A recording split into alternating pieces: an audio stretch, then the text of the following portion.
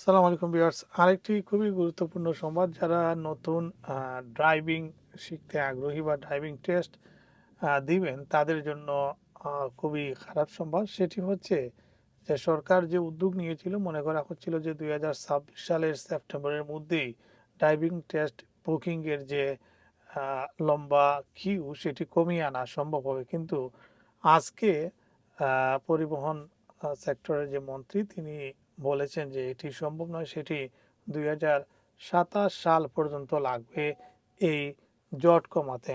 আগে যেখানে 5 সপ্তাহের মধ্যেই পাওয়া যেত ড্রাইভিং টেস্টের বুকিং, সেটি এখন অনেক গুণ বেড়ে গিয়েছে, 22 সপ্তাহ পর্যন্ত চলে গিয়েছে।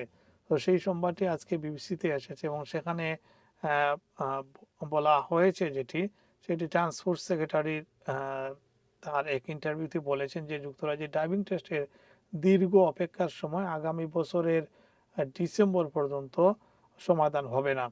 আহ, যেটি আগে বলছিলাম যে কোভিড মহামারীর আগে মাত্র 5 সপ্তাহের মধ্যে এই টেস্ট বুকিংয়ের জন্য স্লট পাওয়া যেত, সেটি এখন 22 সপ্তাহ পর্যন্ত অপেক্ষা করা হচ্ছে।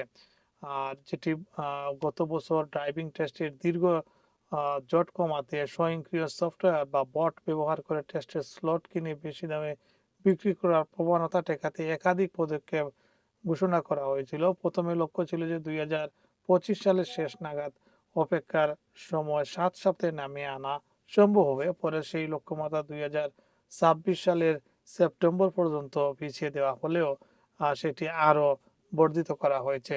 বুধবার অর্থাৎ আজকে পার্লামেন্টারিয়ান একটি কমিটির বক্তব্যে ট্রান্সপোর্ট সেক্রেটারি হেইডি আলেকজান্ডার বলেন, তিনি শিক্ষানবিশ চালকদের হতাশা বুঝতে পারছেন, তবে সরকারের বিভিন্ন উদ্যোগ সত্ত্বেও ড্রাইভিং টেস্টের চাহিদা এখনও অনেক বেশি। আর ড্রাইভিং টেস্টের অনেকগুলো নিয়ম পরিবর্তন করা হয়েছিল, যেটি আমরা আমাদের চ্যানেলে এর আগেও প্রচার করেছি।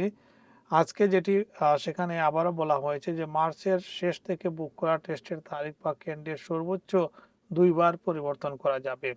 অর্থাৎ টেস্টের সময় এবং স্থান সর্বোচ্চ 2বার পরিবর্তন করা যাবে মার্চের শেষে যারা বুকিং দিয়েছেন। আর 12 মে থেকে শুধুমাত্র শিক্ষানবিশ চালকরাই নিজেদের নামে টেস্ট বুক করতে পারছেন, প্রশিক্ষক বা অন্য কেউ আর বুক করতে পারছেন না। আগে যাদের মাধ্যমে ট্রেনিং নিতেন বা তাদের প্রশিক্ষক ছিলেন তারা বুকিং দিতে পারতেন। এখন থেকে যারা ড্রাইভিং করবেন বা ড্রাইভিং বুকিং দিবেন টেস্টের জন্য, শুধুমাত্র তারাই বুকিং দিতে পারবেন, অন্য কেউ পারবে না। 9 জুন থেকে টেস্টের স্থান পরিবর্তন করতে চাইলে কেবল বুক করা কেন্দ্রের নিকটবর্তী 3টি টেস্ট সেন্টারের মধ্যে পরিবর্তন করা যাবে। আরেকটি পরিসংখ্যানে বলা হয়েছে যে টেস্ট অদল বদলের সংখ্যা 70% কমেছে। আর পরীক্ষকের সংখ্যা বাড়ানোর কথা বলছে সরকার, অর্থাৎ এটি একটি দাবি ছিল। এনাফ পরীক্ষক ছিলেন না, অর্থাৎ এক্সামিনার ছিলেন না যারা টেস্ট নিয়ে থাকেন। সরকার ইতিমধ্যে আরও 147 জনকে নিয়োগ দিয়েছে। এতে করে আশা করা হচ্ছে কিছুটা কমে আসবে। ভিউয়ার্স, এই ছিল এখনকার মতো আপডেট। পরবর্তী আরও আপডেট আপনাদেরকে অন্য নিউজে দেব। ধন্যবাদ।